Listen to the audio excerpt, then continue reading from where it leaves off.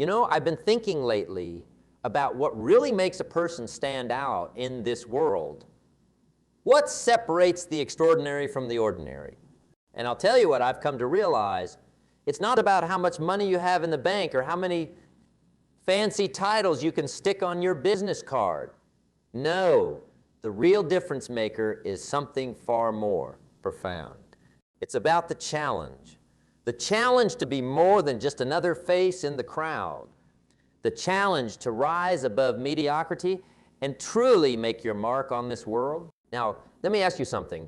When you look in the mirror each morning, what do you see? Do you see someone who's content to simply go through the motions, to drift along with the current of life? Or do you see someone who's ready to grab the rudder and chart their own course? You see, life is constantly presenting us with choices.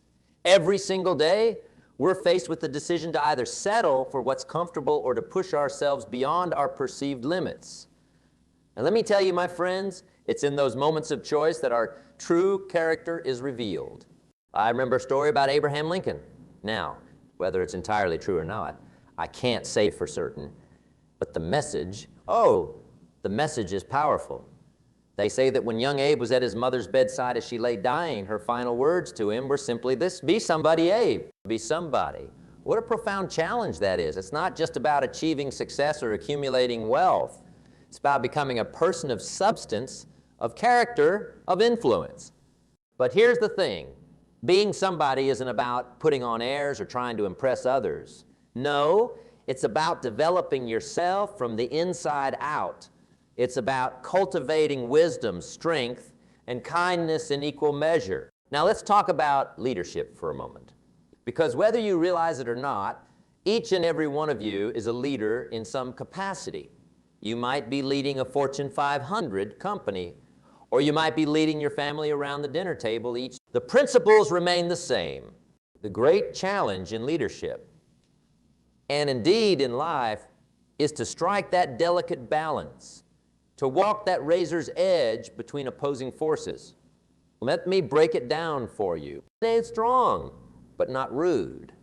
Strength is admirable, but it must be tempered with respect and consideration for others. A true leader knows how to assert themselves without trampling on those around them. Be kind, but not weak.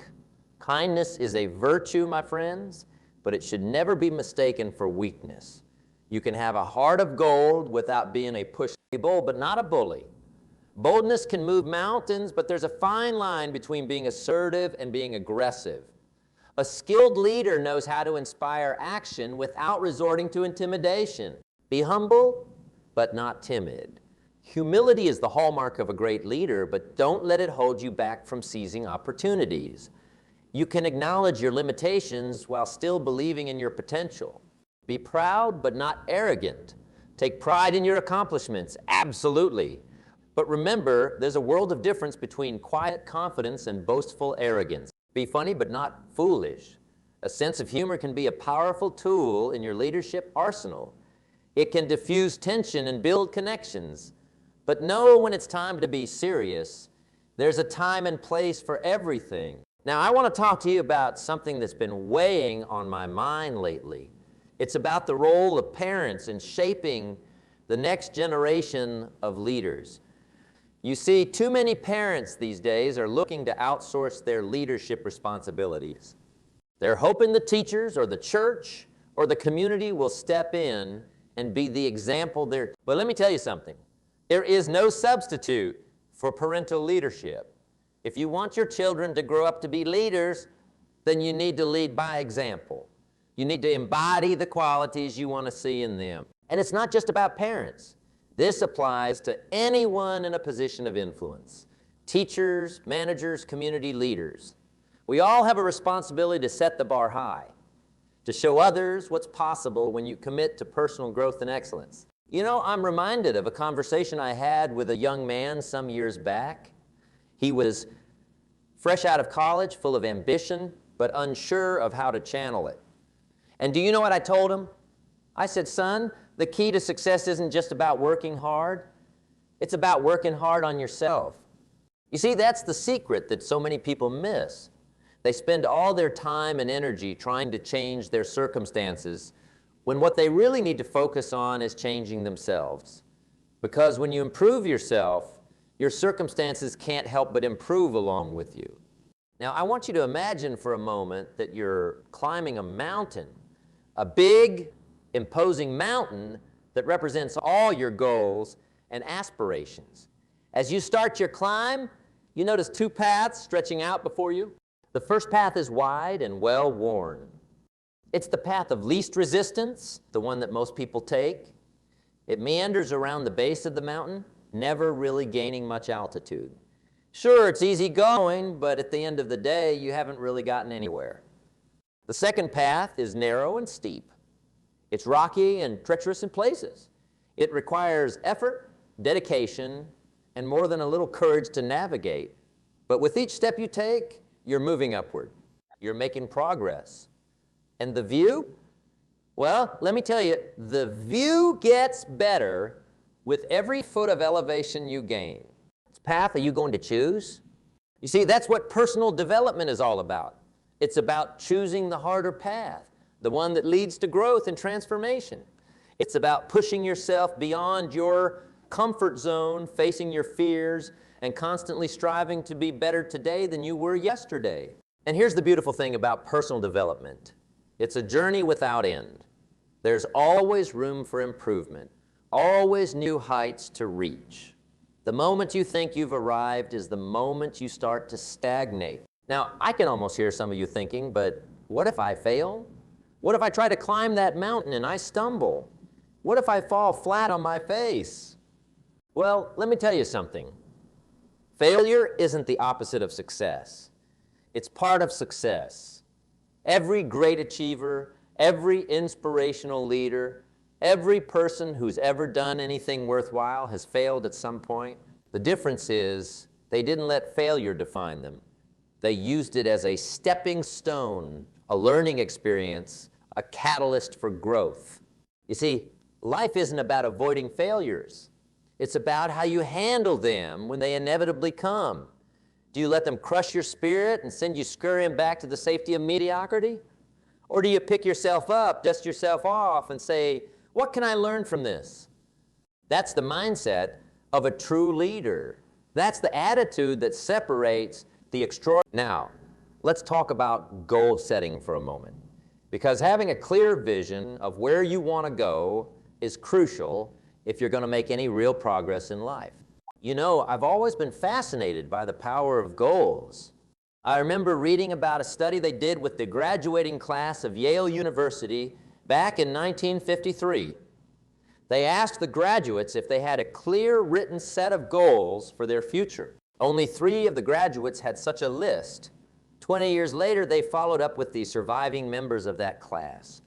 The 3 who had clear written goals had accumulated more wealth than the other 97 combined. Now, whether that study is entirely accurate or not, the principle holds true. Having clear, defined goals gives you direction. It gives you purpose. It gives you something to strive for. But here's the catch. It's not enough to just set goals. You've got to have a plan to achieve them. You've got to be willing to put in the work day in and day out, even when you don't feel like it. Especially when you don't feel like it. Because let me tell you something. Success isn't about what you do when you're motivated. It's about what you do when you're not motivated. It's about developing the discipline to push through the tough times, to keep moving forward even when the path gets steep and rocky. And that brings me to another crucial point, the importance of continuous learning. You see, the world is changing faster than ever before. What worked yesterday might not work tomorrow.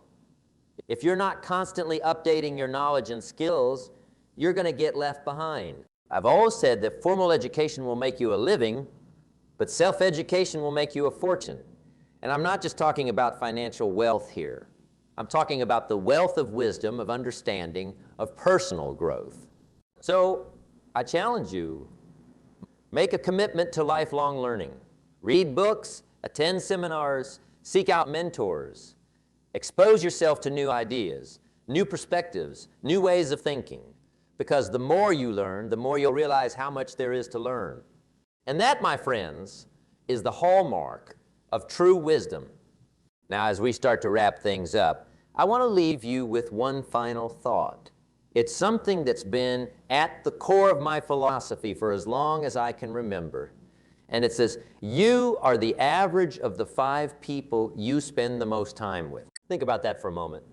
Look around at your circle of friends, your colleagues, the people you interact with on a daily basis. Are they pushing you to be better?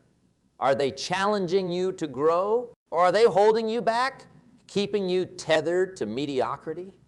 You see, personal growth isn't just about what you do. It's also about who you surround yourself with.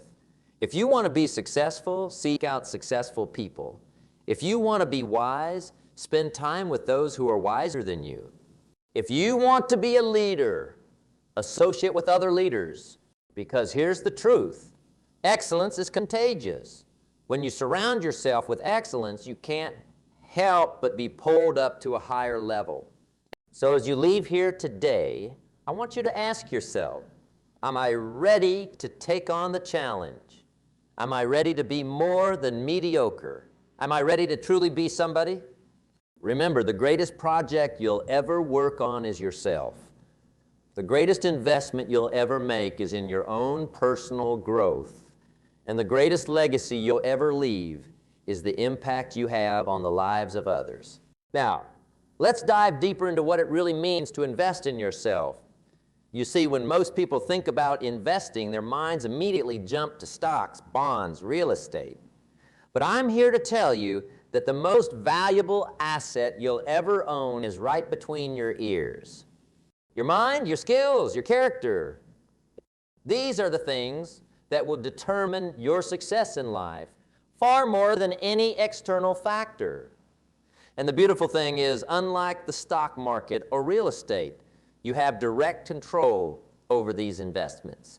Every book you read, every skill you learn, every challenge you overcome, these are all deposits in your personal growth account.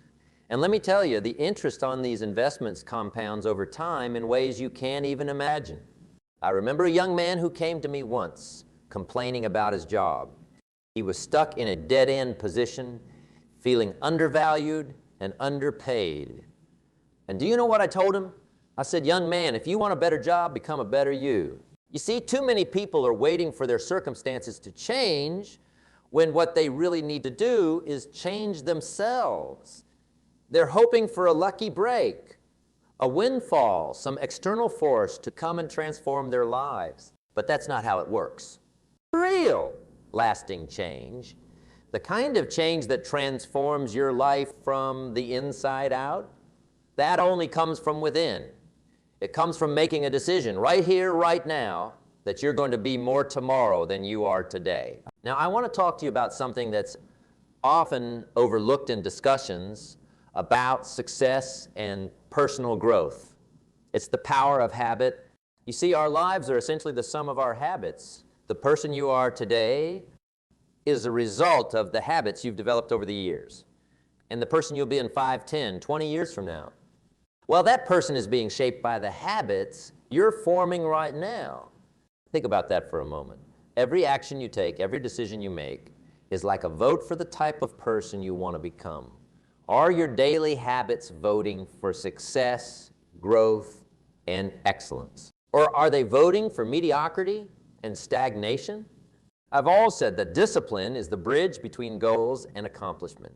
And what is discipline if not a series of good habits practiced consistently over time? Now, I know what some of you might be thinking, but changing habits is hard. And you're right, it is. But let me ask you this. What's harder, changing your habits or living with the regret of unfulfilled potential? You see, the pain of discipline weighs ounces, but the pain of regret weighs tons. And believe me, I've seen far too many people crushed under the weight of what could have been to ever recommend that path to anyone. So how do you go about changing your habits? Well, it starts with awareness. You need to take a good, hard look at your current habits. What are you doing day in and day out that's moving you towards your goals? And more importantly, what are you doing that's holding you back? Once you've identified the habits you want to change, the next step is to replace them with positive alternatives.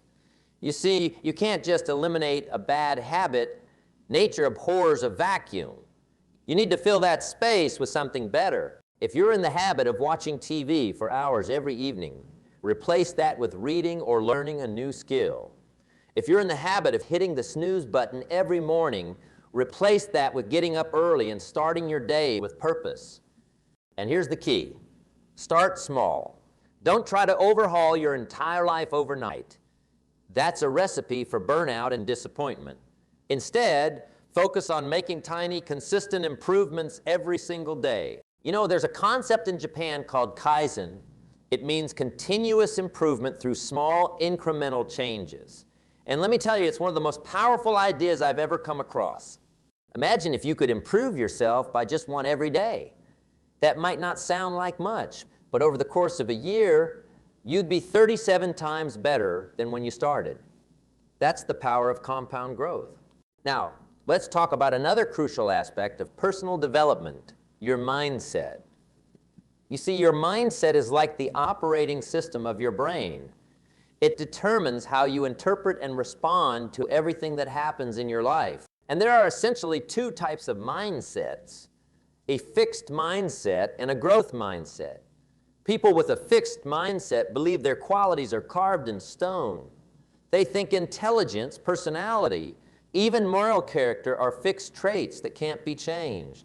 But people with a growth mindset, they see things differently. They believe that their most basic abilities can be developed through dedication and hard work. They see brains and talent as just the starting point, not the whole story. And let me tell you, the difference between these two mindsets is night and day. People with a fixed mindset shy away from challenges, seeing them as threats to their perceived abilities. But those with a growth mindset, they embrace challenges, seeing them as opportunities to learn and grow. So I ask you, which mindset are you cultivating? Are you telling yourself, I can't do this or I can't do this? Yet, because that little word, yet it makes all the difference in the world. You see, adopting a growth mindset isn't just about positive thinking. It's about understanding the plasticity of the brain, the malleability of intelligence and character. It's about believing in the power of effort, learning, and persistence. And here's the beautiful thing. Just like any other aspect of personal development, your mindset can be changed. It's not easy, mind you. It requires conscious effort and practice. But the payoff, it's nothing short of transformation. Now, I want to circle back to something we touched on earlier. The importance of your environment.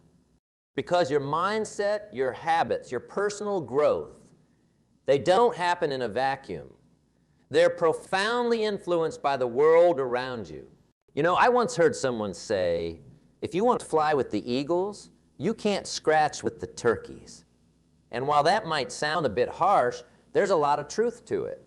Your environment, the people you associate with, the information you consume, the places you spend your time, it all shapes you in ways you might not even realize. It's like osmosis. You can't help but be influenced by the world around you. So if you're serious about personal growth, about becoming the best version of yourself, you need to be intentional about creating an environment that supports your goals. Surround yourself with people who inspire you, who challenge you to be better. Seek out mentors who've already walked the path you're on. Create a physical space that energizes you and promotes productivity. And don't forget about your mental environment. The books you read, the podcasts you listen to, the shows you watch, all of these are inputs that shape your thinking and by extension your actions. Now, I'm not saying you need to cut everyone out of your life who doesn't align perfectly with your goals. That's not realistic and it's not healthy. But you do need to be aware of the influences in your life and make conscious choices about who and what you allow to shape your thinking. You know, I'm reminded of a story about a young entrepreneur I met some years back. He was struggling to get his business off the ground, working long hours but not seeing the results he wanted. And when I asked him about his daily routine, do you know what I discovered? He was starting every day by scrolling through social media, comparing himself to others who seemed to be more successful. He was ending each evening binge-watching TV shows that left him feeling drained and unmotivated. And I said to him, son, you're poisoning your mind before you even start your day, and you're putting yourself to sleep with mental junk food. Is it any wonder you're not seeing the progress you want?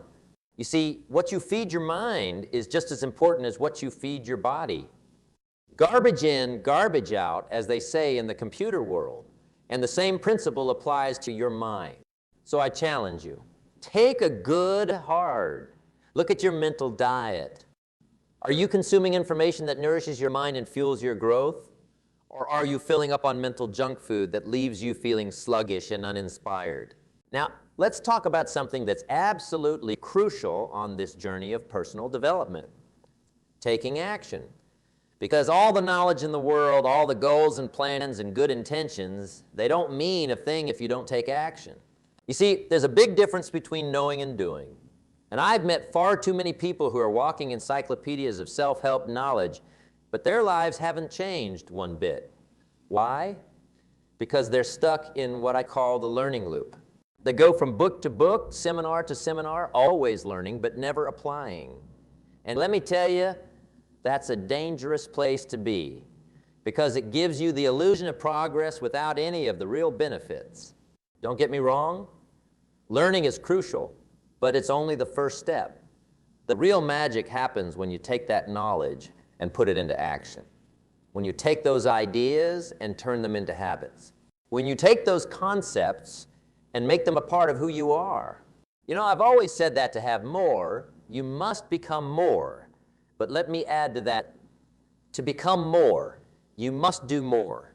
You must take action consistently and persistently, even when you don't feel like it, especially when you don't feel like it. Because here's the truth, motivation is fickle. It comes and goes. But discipline, that's what carries you through. Discipline is what gets you out of bed at 5 a.m. to work on your goals. Discipline is what keeps you going when the initial excitement is worn off. And the beautiful thing about action is that it creates its own motivation. When you start seeing results, even small ones, it fuels you to keep going. It creates a positive feedback loop that can propel you to heights you never thought possible. So I challenge you, don't just be a learner, be a doer. Take what you've learned and put it into practice. Start small if you need to, but start.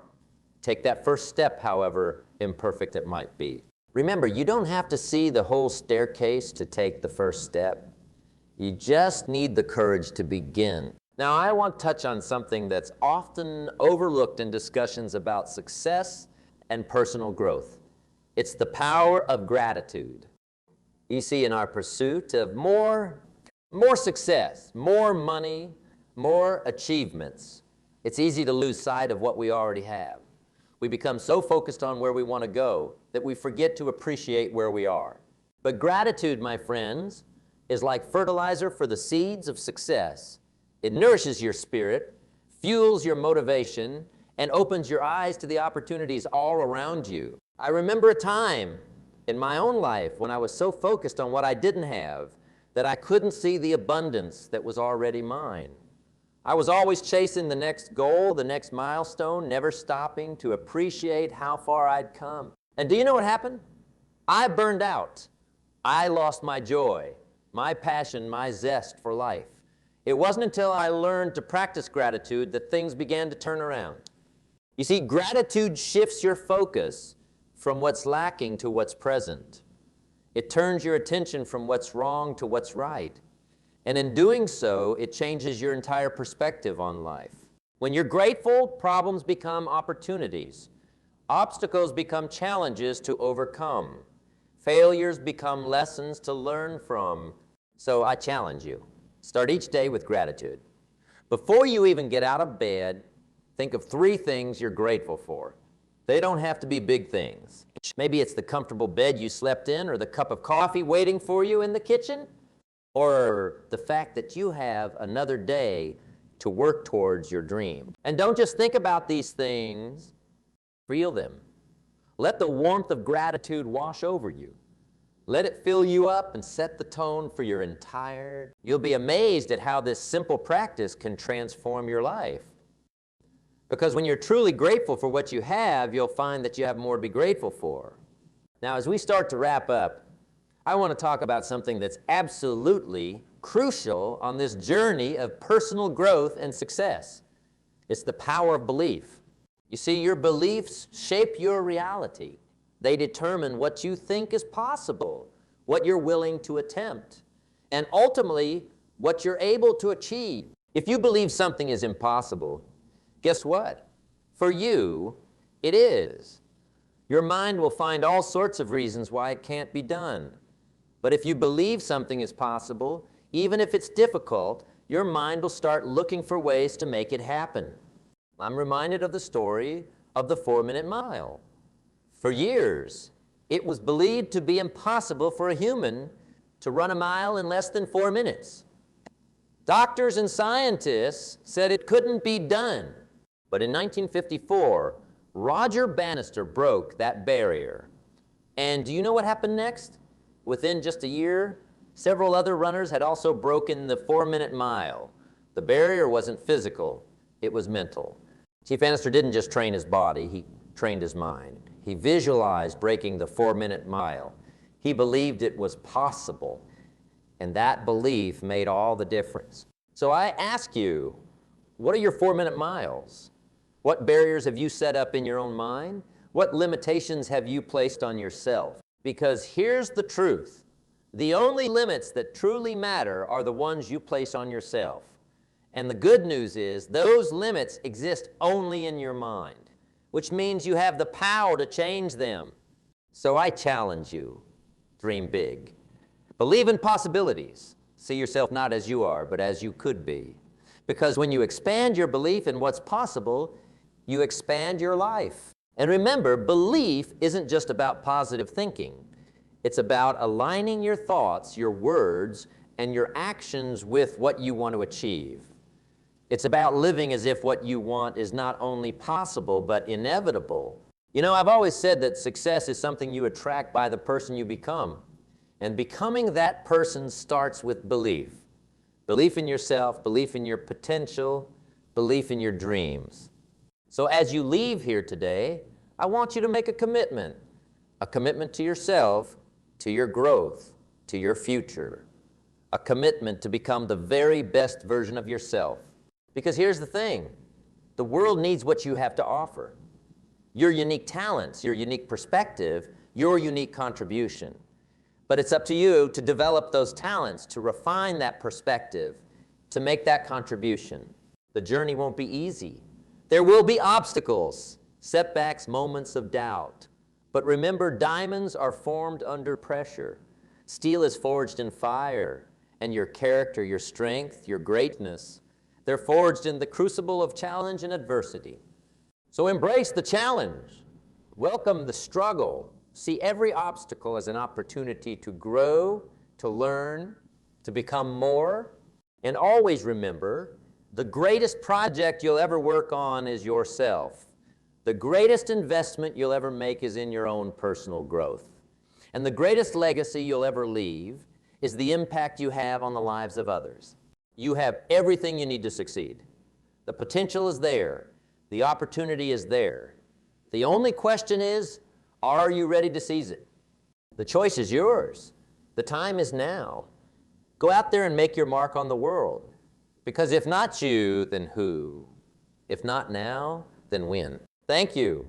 And may your journey be filled with growth, success, and the joy of becoming all that you're capable of being.